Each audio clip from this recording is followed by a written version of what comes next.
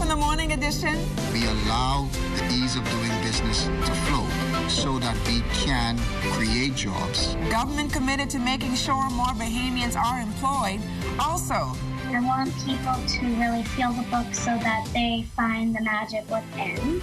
A young Bahamian author lands a top seller on Amazon, and we're hoping that as the season continues that all of them will go. Bahamian design bags flying off the shelves this holiday season. We've got all of these stories and much, much more when the morning edition comes right back.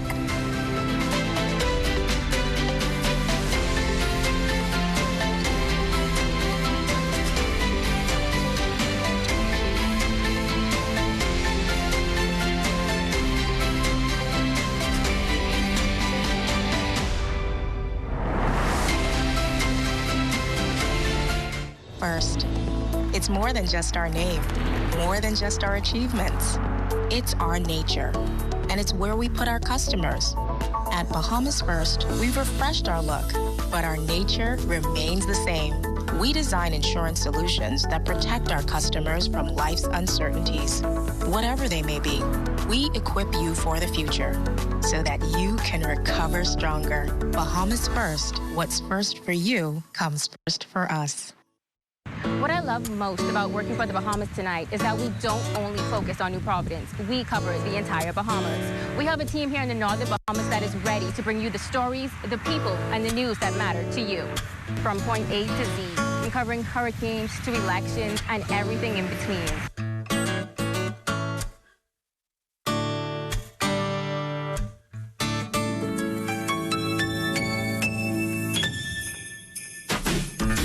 Christmas is the spirit of giving without the thought of getting. Good morning, everyone. I'm LaDawn Davis. Thank you so much for tuning in. Taking a look at your weather forecast this morning, a stalled cold front will weaken across the central Bahamas while building high pressure dominates across the islands. It will be partly sunny, windy, and mild today with scattered showers and isolated thunderstorms in the vicinity of the weakening frontal boundary. We'll get up to a high today of 75 degrees with an overnight low of 61 degrees. Let's take you out to our streets this morning where Lloyd Allen and the morning traffic team is standing by with your Wednesday traffic commute. The traffic report is sponsored by Bahamas First. First in insurance. Today, tomorrow. Yes, good morning, LaDawn. Good morning, Bahamas. A great start to your Wednesday morning and just a few days off from Christmas. This morning, we're giving you your first look at traffic. This one coming in from East Street South and Bamboo Boulevard. Already this morning on the Bamboo Boulevard, the westbound lane, traffic is significantly heavy, but that is expected around this time of morning. Now, if you do need to utilize that route to get to your various destinations, you can do so, but expect some delay. This morning, we're also joined by Sergeant Crestania Johnson from the Royal Bahamas Police Force Traffic Division, giving us a look at traffic developments over the past 24-hour period. Well, a pleasant good morning to you and a pleasant good morning, Bahamas.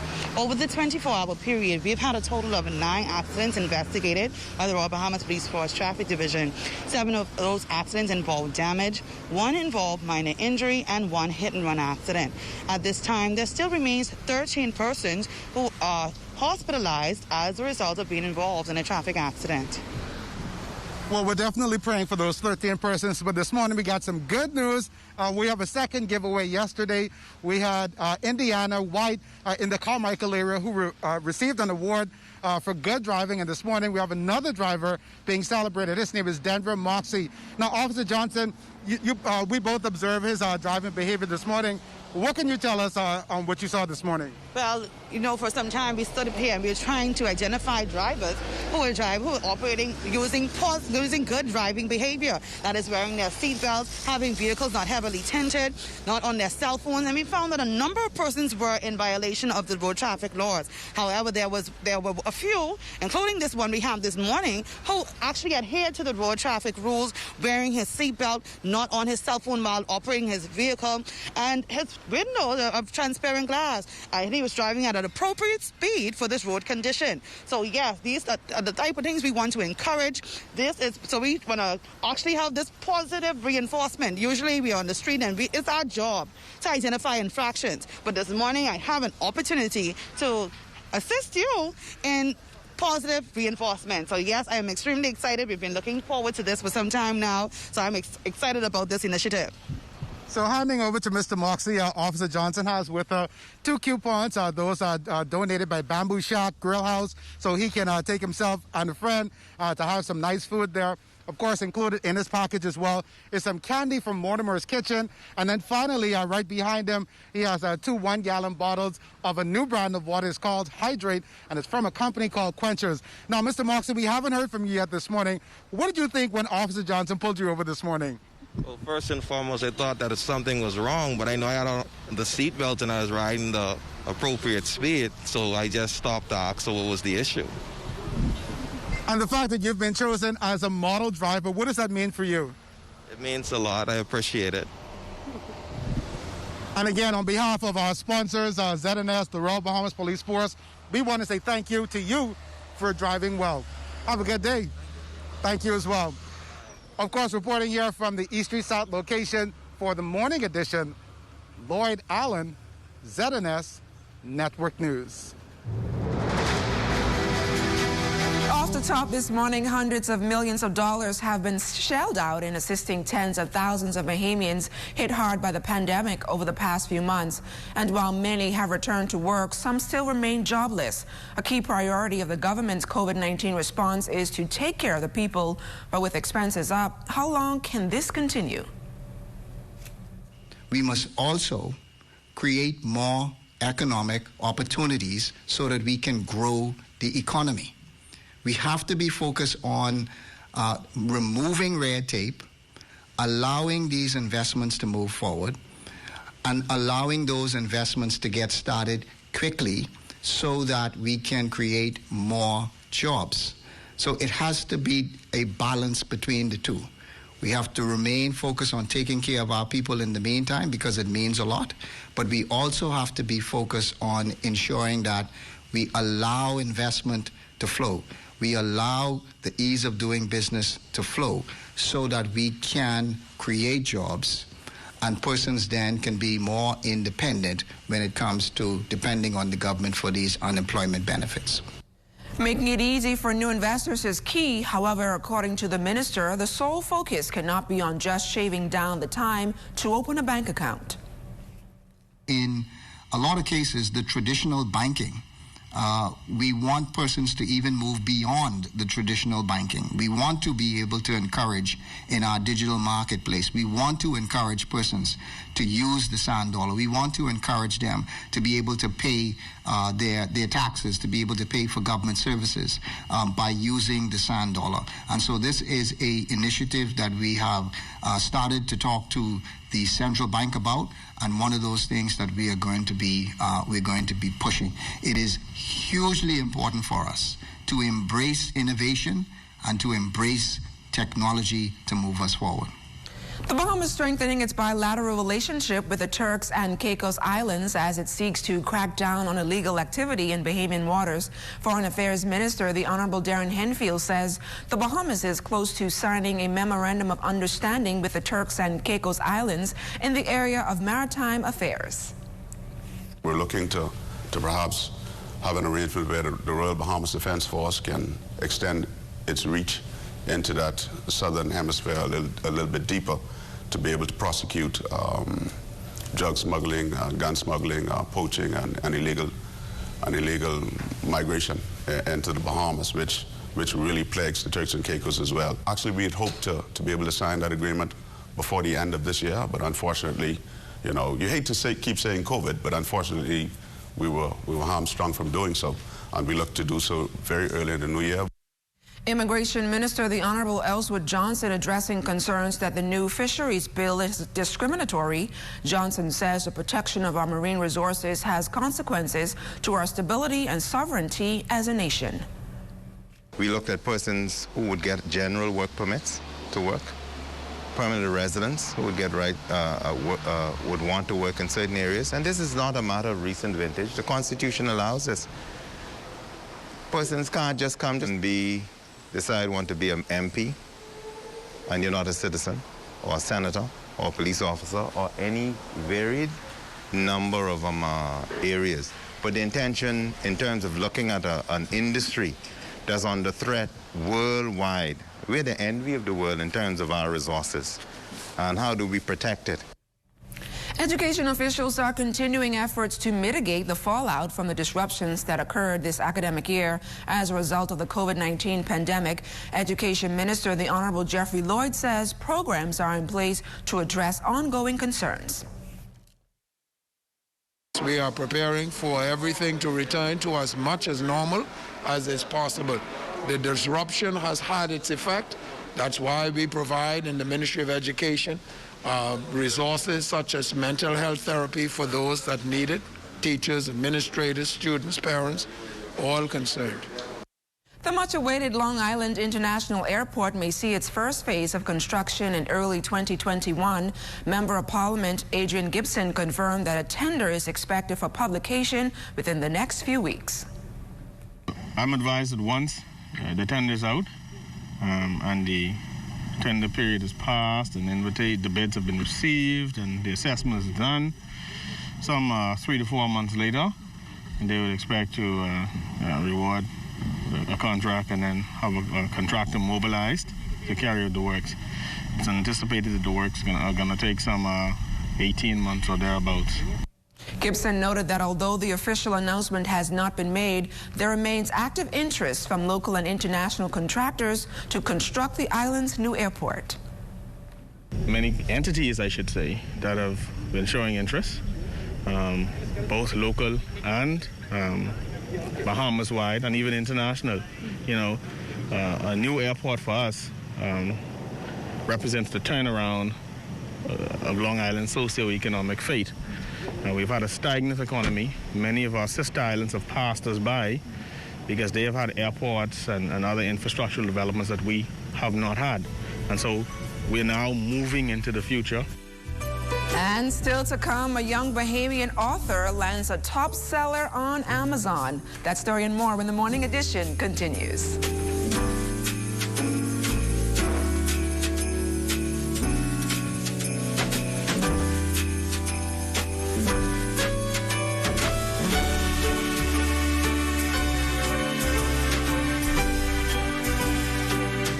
During this pandemic, it is our duty to ensure that all citizens, residents, and visitors are adhering to the COVID-19 safety protocols. Every business establishment must have distance markers 6 feet apart, indicating where each customer must stand at check-in points. Have a hand sanitizing station visible at the entrance of the store for all customers to sanitize their hands before entering the store. I am Ambassador Latario Farrington of the COVID-19 Enforcement Authority. Save a life that may be yours. This message brought to you by the Ministry of National Security in conjunction with the Broadcasting Corporation of the Bahamas.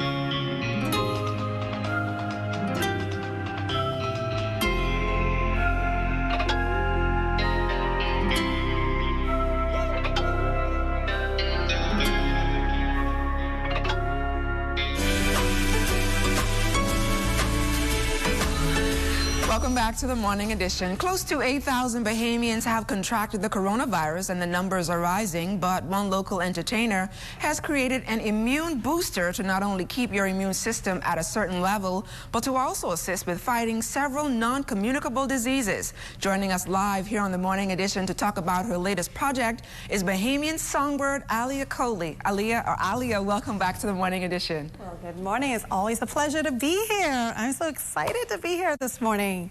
So listen, thanks for having me. I had a taste of your immune booster sometime last week. Tell the viewers a little bit about it and about some of the ingredients that you use. Well, my darling, this is Mama Sorrel. And as you can see, we have it in a gallon and also a 16-ounce size. Let me tell you, this stuff right here is just amazing, filled with health benefits. I mean, we're talking about anti-inflammatory, high in vitamin C, first and foremost. Also zinc. I mean, as I continue to research sorrel, there are so many great benefits in this product. So as you can see right here, I have the actual sorrel itself. This is what it looks like. It actually comes from a hibiscus, and this is the flower which I make the product from. So as you can see, I also put ginger in there and lemon. So definitely going to keep your immune system boosted. So this is what it's all about, keeping healthy during this time of year. You definitely want to get some of this. You need this in your life, all right? So, Aaliyah, tell me a little bit about what have clients been saying to you about this product so far? First of all, they're blown away by the taste of it.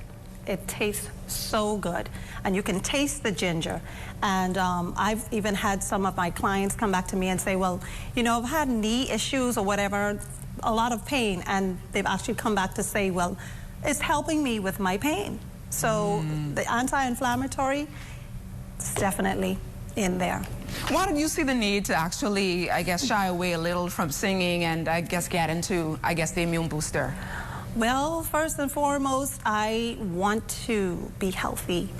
And actually, the inspiration came from that. I was like, man, around this time, during this pandemic, all of this stuff going on, you know, I was like, listen, I need to get healthy. And that was kind of a springboard to say, you know what, let me give this to the rest of the Bahamians or to the world. So that was pretty much the inspiration to dabble into making Mama Sorrel. And how can, I guess, persons who are interested actually purchase the immune booster? If you're interested, you can contact me at 810-8080 or Facebook and also on Twitter. And the gallon is going for 20, sorry, and the 16 ounce is going for 5. So I also made it very affordable, great ingredients, great product, and very affordable. And I know that, you know, you're also, I guess, shying away from the immune booster. You're also a Roots family member. What are you up to these days? So that there's no Roots junk in the morning. You know, I'm always repping my Roots family. We've been doing a lot of community-based service. Just the other day, we gave to a seniors home, and then the All Saints Camp, we gave some gifts to some kids up there, the much needed gifts, because I must definitely say those kids are in dire need of assistance. I mean, some kids there didn't have any shoes. It broke my heart. So it was really good to be able to give back, especially during this time, for them to be able to open their gifts and get excited. So it's really good. It feels good to be able to give back to the community. So that's what Roots has been up to around this time of the year. Aaliyah, thank you so much for joining us here on the Morning Edition, and we'll see you later on for a special performance. Thank you so much. Thank you. Thank you so very much. The youngest Bahamian author in history lands a top seller on Amazon for her first children's book. 9-year-old Zara Bryan penned the book Black Girl Magic in the hopes of inspiring and empowering others in the Bahamas and around the world to discover the process of uncovering their worth, gifts, and talents. With ambitions of being a doctor one day, the morning team caught up with the young Bahamian prodigy to find out about the inspiration behind writing the book and the impact she feels it will make in the years ahead. I want my book to be the top book of... I want people to be inspired by the book, and I want people to really feel the book so that they find the magic within. My mom is my hero, and she told me that I should write the book about my story because I was bullied in 2nd grade, and my mom inspired me by being the amazing person she is because she went through bullying just like me. The young author says while she is proud of the waves her first book has made in just a few months, it was met with a lot of challenges. The favorite part of my book is when Kaylin discovered all her gifts and talents and how she is brave and persistent and beautiful. The editing process, I had a great editor, but she wanted me to take up this really important affirmation that was so important to me. And I went to my mom and I told her that she wanted me to take this out. And my mom told me that it was my book, and if I don't want to take it out, I don't have to. So we left it in. Rotary Bahamas has teamed up its efforts with Colina Insurance to offer a Christmas gift to an important social organization. The two entities have committed to restocking the pantry and additional supplies for the Bahamas Crisis Center, which has been challenged in meeting demands over the past few months. Just recently we had a domestic violence symposium, and that spilling out of that, there was a need that came forth. The need of victims of domestic violence who are in need of personal items, groceries and stuff, and it couldn't be in much a greater need in a better time. So Rotary rise to the occasion because we are about service, about self. We heard that Rotary was doing something for the Crisis Center, and we wanted to get involved. And so we partnered with Rotary to give some support to the Crisis Center in order to restock their pantry at Christmas time. Included in the donation are several dozen pounds of rice, oats, spaghetti, tuna, sugar, snacks, grits, flour, beverages, and other items that will assist a number of distressed families during the holiday and beyond. We'd like to thank the Rotary Club, Mr. Dean in particular, who was the spearhead behind all of this, the mastermind. We'd like to thank him from the bottom of our hearts, and on behalf of Dr. Sandra Dean Patterson, our chairperson and president, I'd like to say a big thank you to Colina, is a recent partner, has recently joined this partnership. And we'd like to thank them for joining in and for assisting and giving the donation to ensure that the benefit that we reach a wider community with more and more things and food items to give. The Department of Immigration is an important part of the country's armed forces, and many officers have continued throughout the pandemic to protect our borders. In our next immigration feature, we meet a 30-year veteran who has committed himself fully to securing the Bahamian dream, both for his country and his family. Here's Lloyd Allen. Veteran officer Harold Thurston says he first joined the public service back in 1982, starting out as an attendant at Sandilands. He eventually moved to immigration in 1990 and has made the rounds in the department ever since. Lately, I've been seconded to director's office, where I assisted with citizenship and the naturalization area and extensions. Currently, he serves as the officer in charge of the enforcement unit, a position he is fully committed to. There may be persons being released from prison that my team has to pick up. There may be persons coming in from an island who were arrested and sent to Nassau. My enforcement team is actually responsible for picking up those persons. There may be persons at the police stations who need to be picked up. There may be persons released from the prison who need to be picked up, or when pre-COVID, when we had a repatriation exercise that, my guys, my team, they go there and they make arrest of persons who are contravention of immigration laws. Thurston says since March, adjustments to operations have been altered, not only to assist in expediting processing, but also to keep officers safe. Being an important part of the operation, Thurston notes that his career of 30 years has been nothing short of a dream come true. I think going to the islands, being transferred to the islands has been rewarding, because then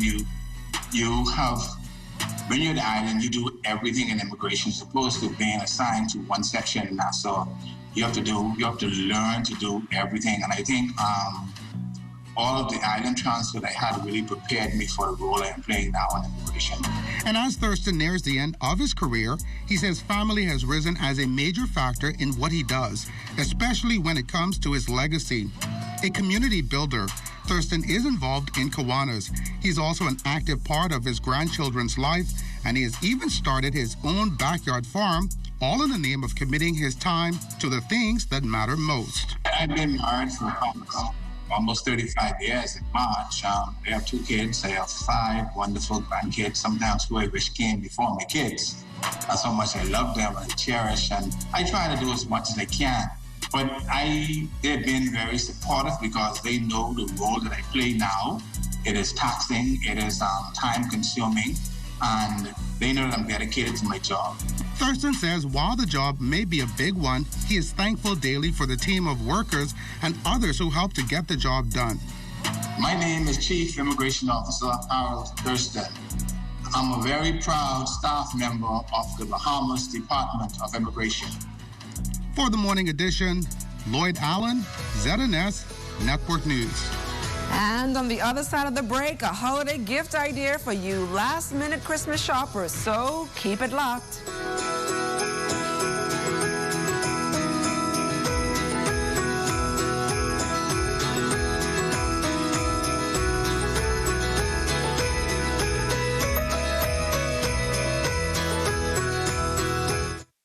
The Ministry of Health wishes to advise members of the public that prevention is key during this flu season. Practicing good cough hygiene can make the difference between you and your loved ones getting the flu or spreading the influenza virus. Good cough hygiene habits include covering your mouth and nose with a tissue when coughing or sneezing, and proper disposal of the tissue in a trash bin. Coughing or sneezing into your upper sleeve near your inner elbow and not your hands when a tissue is not available. Avoiding the use of handkerchiefs and towels as they hold germs, becoming a nest for the virus. And frequently washing your hands with soap and water, which is listed as one of the most important steps you can take to avoid getting sick and passing the virus on to others. If you have any questions about how to practice good cough hygiene to avoid catching or spreading the flu, contact your nearest community clinic or the Health Education Division at the Ministry of Health. This message is brought to you by the Ministry of Health in partnership with the Public Hospitals Authority. Bridgeland Park is a very small, close-knit community. Neighborhood Watch isn't just about crime. It's about building community. It just so happens that by building community, we can produce many positive effects. We are sort of each other's keeper, and I mean that by saying, if I see somebody sitting across the street from my neighbor's house that I'm not familiar with, I'm going to take note of that because that's my neighbor's house. That really came to light during the pandemic. So we've got a group of young kids in this area. When I told them there were going to be no summer camps because of social distancing, these kids spend the summer baking cookies and cupcakes and selling it. And the thing is, we were their first customers. Here in Ridgeland, we are one. Join the National Neighborhood Watch Council and help build a network of communities.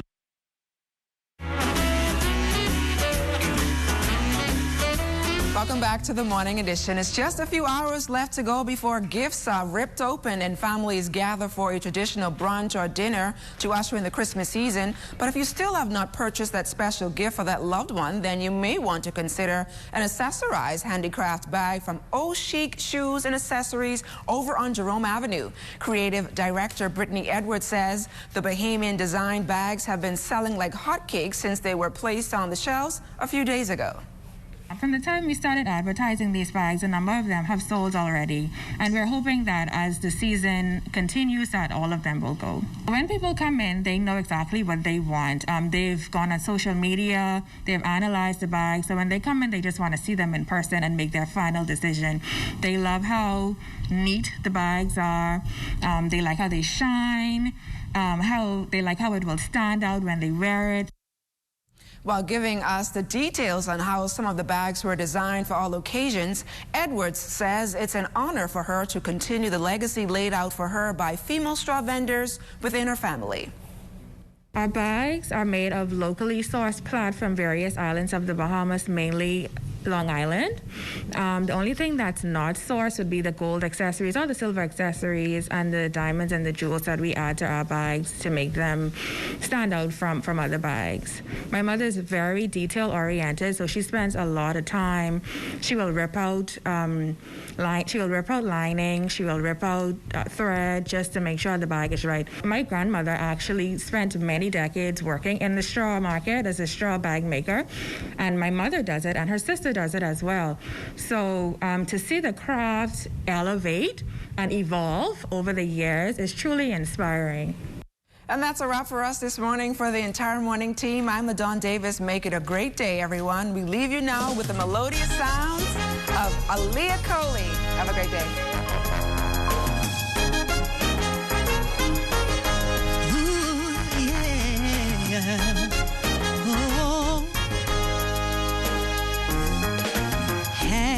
All the mistletoe, I'm gonna get to know you better. Yeah, this Christmas and as we trim the tree. How much fun it's gonna be together. These Christmas firesides are blazing by, and we're caroling through the night. And this Christmas will be a very special Christmas for me. Yeah. That's right. Merry Christmas, everybody.